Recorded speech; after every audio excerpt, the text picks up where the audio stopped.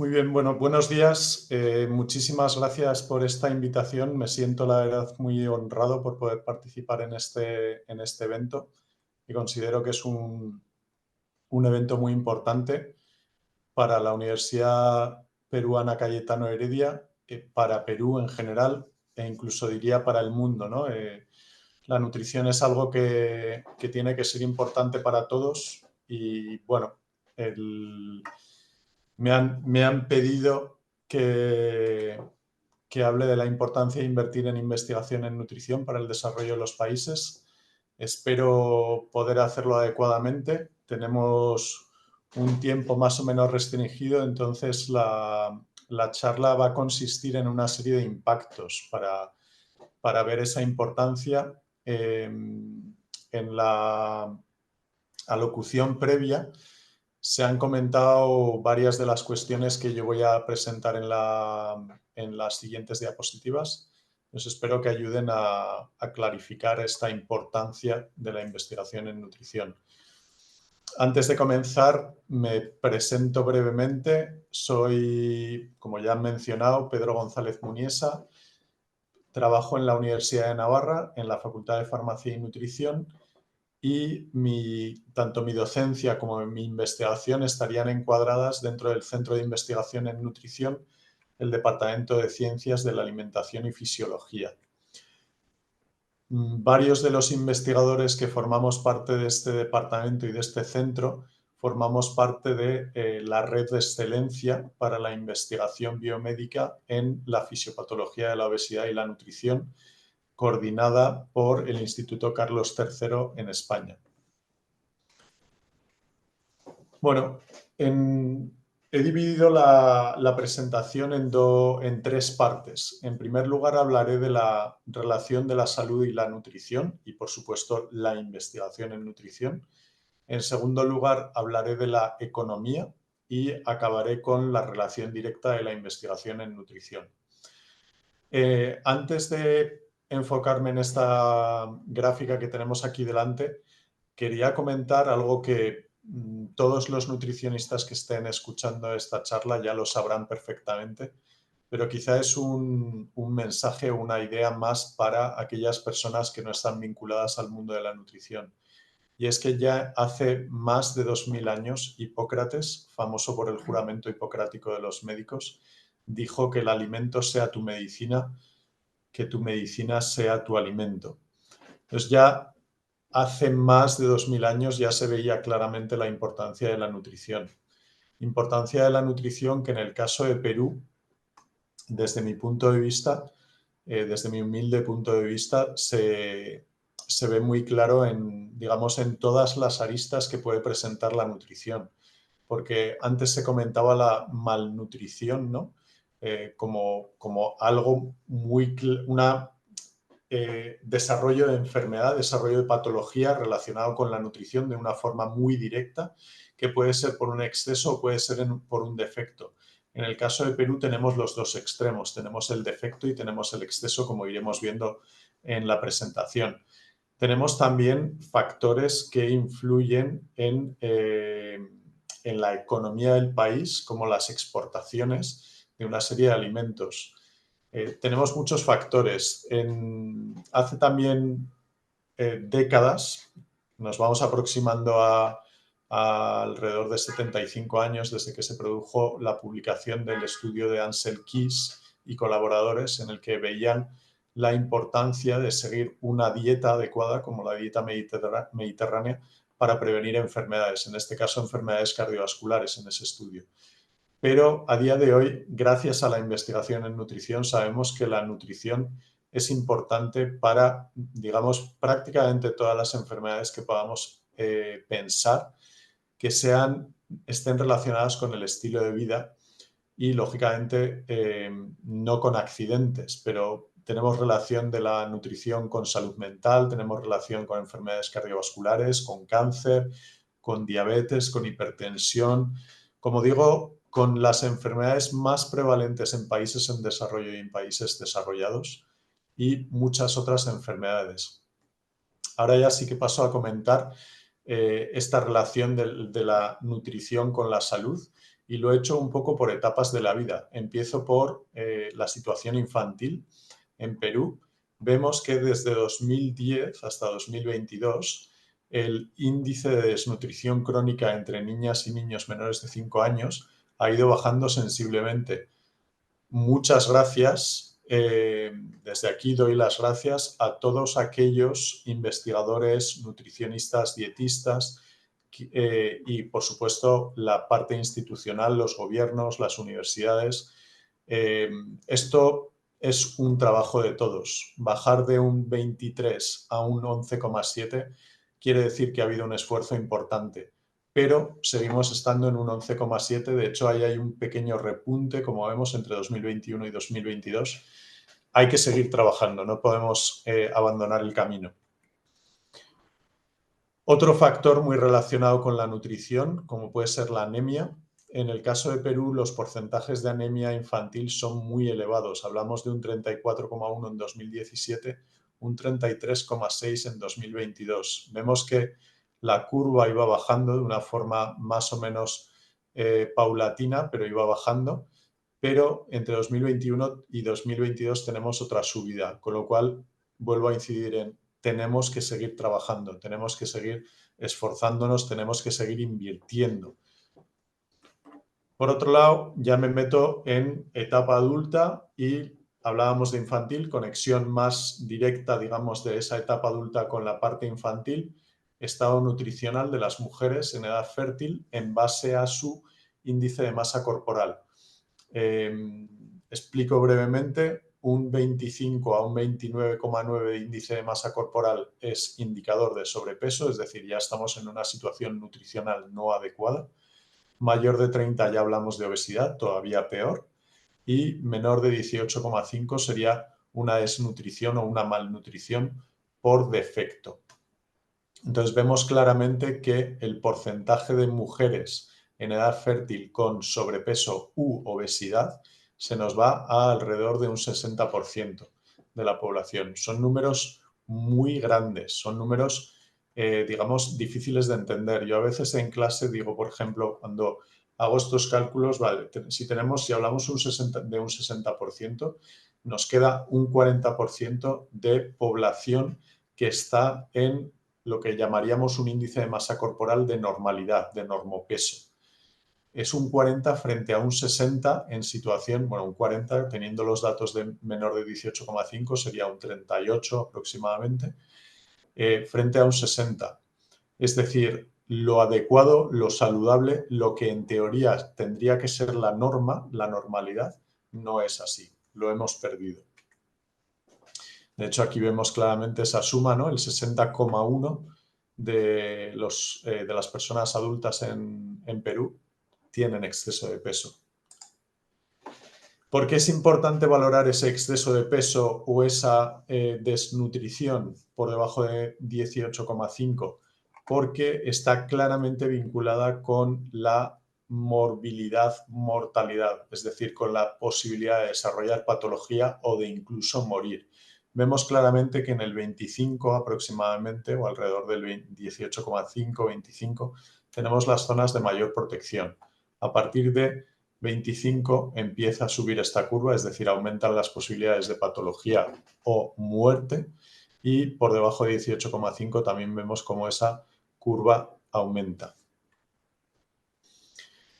La nutrición no solo es importante con lo que sería la cuestión más directa, ¿no?, de una alta cantidad de calorías, una baja cantidad de calorías, sino que va a estar vinculada también a diferentes enfermedades de carácter metabólico, como puede ser la hipertensión, como puede ser la diabetes.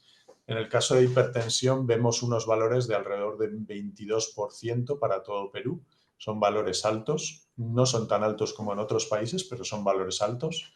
Y en diabetes vemos valores de alrededor de un 5%.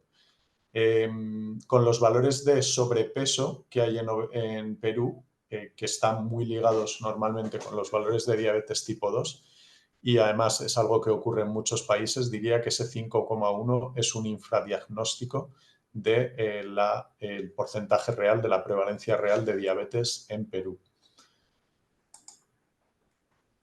conectando directamente esos valores con lo que sería la nutrición. ¿Cómo es el consumo de frutas y verduras? ¿Cómo es el consumo del famoso al menos 5 porciones de frutas y o verduras al día? Solo aproximadamente un 10% de la población peruana alcanza esas 5 porciones de fruta y o verdura al día. Un 10%. Es decir, nos faltan todavía un 90% para que cumplan el mínimo que se sugiere dentro de hábitos de nutrición saludable. Hábitos sugeridos, recomendados de nutrición saludable.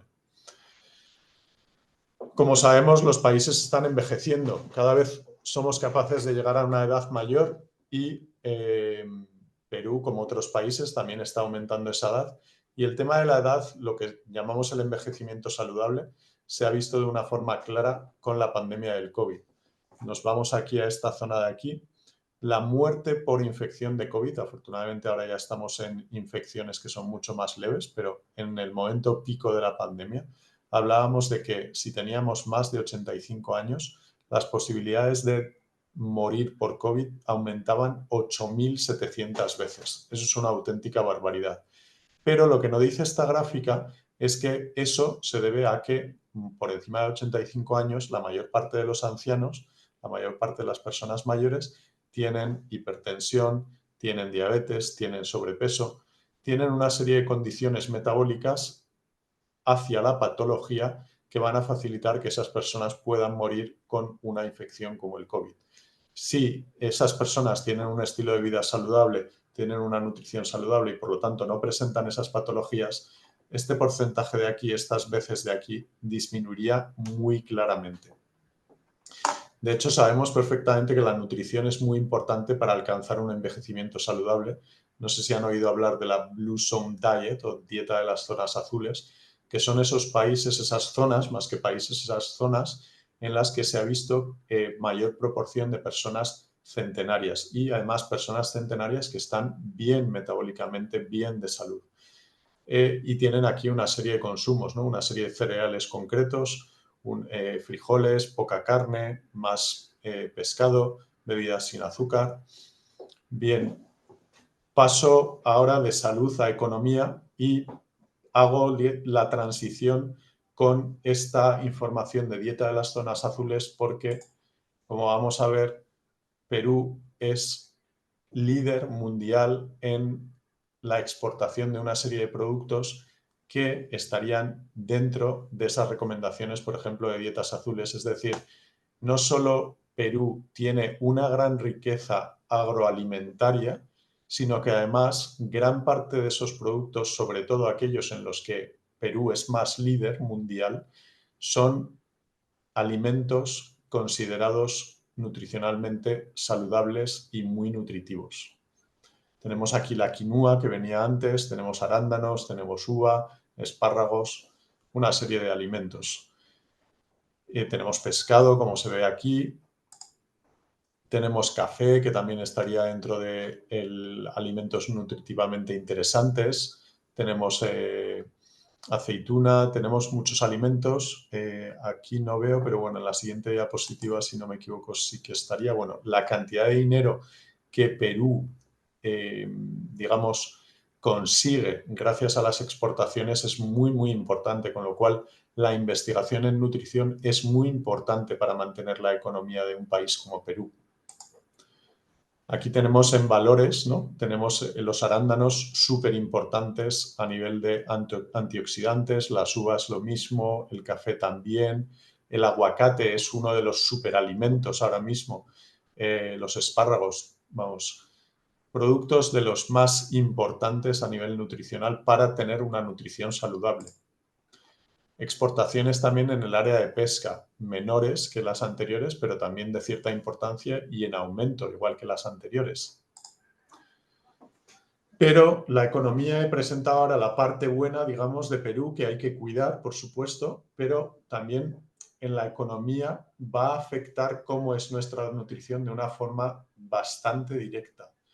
Este es un estudio de McKinsey, del Instituto McKinsey, en el que vemos cómo el coste sanitario aumenta de una forma muy clara cuanto mayor sea el IMC de las personas. En el caso de Perú, estamos hablando de que el 60% de la población se mueve en estas zonas de aquí. Eso significa que el coste sanitario de Perú está aumentando de forma dramática.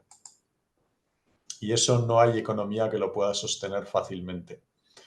Aquí vemos otra cuestión muy clara y muy importante, y es que el coste sanitario de la obesidad, por ejemplo, hay un coste sanitario directo, pero hay otro coste en productividad del país muy claro, y es lo que se llaman los DALYs, que son lo que, bueno, en inglés directamente sería Disability Adjusted Life Years, que quiere decir la cantidad de años de vida, años de producción que pierde una persona por tener una patología como la obesidad. Estamos hablando de que en las economías desarrolladas, en los últimos 20 años, bueno, los 20 años considerados en el estudio, ha aumentado un 17%. Pero es que en economías en desarrollo, como puede ser la de Perú, hablamos de un aumento de un 90%. Ahora, hace un momento se hablaba del aumento del coste de los alimentos. El coste de los alimentos, por lo menos aquí en Europa, en España, ha aumentado, según los alimentos, pero de media, alrededor de un 10%, 11, 12. Es una barbaridad para el bolsillo de las familias, pero imagínense si hablamos de un 90%. Es algo demasiado. Bien, hago ya la conexión con investigación. ¿Cómo importante es la investigación para poder seguir exportando adecuadamente todos esos alimentos tan nutritivos, poder promocionarlos adecuadamente entre nuestra población y la población extranjera? ¿Cómo importante es la investigación para reducir las tasas de obesidad, las tasas de desnutrición, de anemia? Pues es importantísimo. Aquí vemos una serie de medidas en el caso de la obesidad y cómo afectan a esos DALYs, cuánto salvan, cuánto reducen el problema de esa pérdida de años de productividad. Entonces, el control de las porciones, bueno, no me voy a meter en ellas, pero se ve claramente la importancia que tienen hacer cambios en nuestra forma, en nuestro estilo de vida, basado en estudios de investigación. Sabemos por investigación que la regulación del apetito es muy, muy compleja, pero eso hace... hemos necesitado una inversión muy importante, hemos necesitado muchos años de investigación, seguimos necesitando investigación porque seguimos sin saber todas las incógnitas, ¿no?, del funcionamiento de nuestro organismo. Sabemos que no es tan fácil como decir haz más ejercicio, come menos, sino que hay factores genéticos que impulsan a algunas personas a comer más grasa porque, digamos, su detección es diferente a la de otras personas. Sabemos que la altitud, que en el caso de Perú hay altitudes bastante importantes. Presento aquí un estudio de Ecuador en el que vemos claramente cómo a alta altitud la ingesta calórica se reduce. Hemos trabajado también en un estudio con Luis Vaquerizo con respecto a cómo afectaba la altitud a la morbimortalidad del COVID y hemos obtenido una relación muy clara de protección hacia los 3.000, 3.500 metros. Se veía claramente la protección. En 1994 se descubrió el gen mutado OP en el que se veía claramente la importancia de la leptina con respecto al desarrollo de obesidad. Se creyó que ya con eso íbamos a, digamos, descubrir la forma de corregir la obesidad. No fue así. A día de hoy seguimos trabajando en ello, pero sí que puedo decir que a día de hoy sabemos que el tejido adiposo produce más de 700 sustancias diferentes y todas ellas tienen su importancia. Todo eso gracias a la investigación de muchos grupos. También sabemos a día de hoy la importancia que tiene la microbiota, importancia directa sobre el apetito, importancia sobre la salud mental, sobre la hipertensión, sobre la salud cardiovascular, por supuesto sobre la anemia, sobre la absorción del hierro y sobre el sobrepeso y la obesidad y muchas otras patologías que podamos pensar.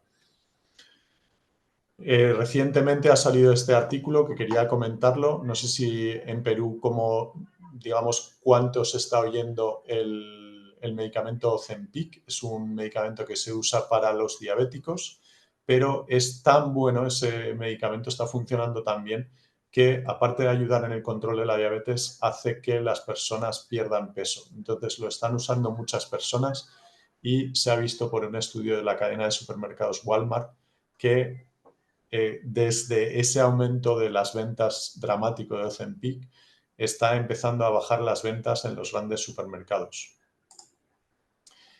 Y voy acabando. Dentro de investigación, la crononutrición también es otro aspecto que estamos empezando a entender y a investigar.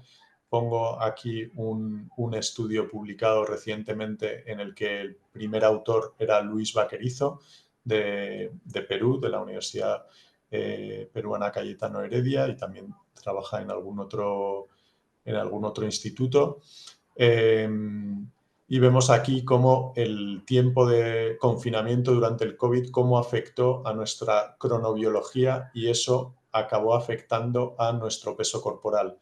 En una población universitaria, que es la que se analizó en este caso, se duplicó la tasa de obesidad de los estudiantes debido a ese confinamiento. Se dice pronto, duplicar, y bueno, afectó en general a todos. Presente y futuro de la investigación. Quizá la gran palabra ahora mismo en el presente y futuro de la investigación en nutrición es lo que llamamos la nutrición de precisión o nutrición personalizada. En nuestro grupo de investigación llevamos ya varios años trabajando en este aspecto. Hemos trabajado con empresas como Cinfa, muy importantes en el campo de la farmacia, tanto a nivel español como a nivel internacional. Hemos trabajado con diferentes universidades, con diferentes empresas a nivel europeo para un proyecto como Food for Me y otros.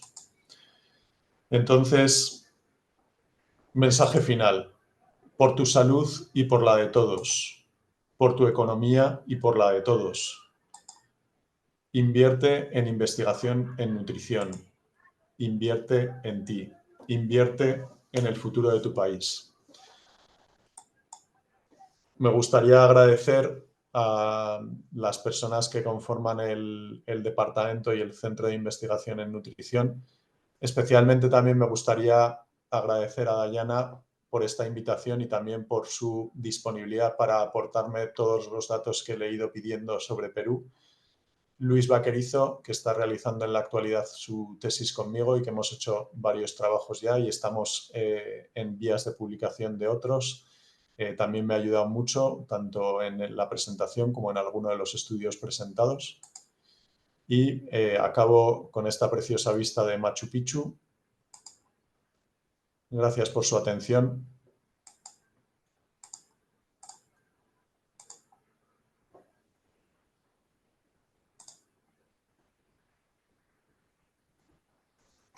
Muchas gracias, doctor Pedro González, por su ponencia.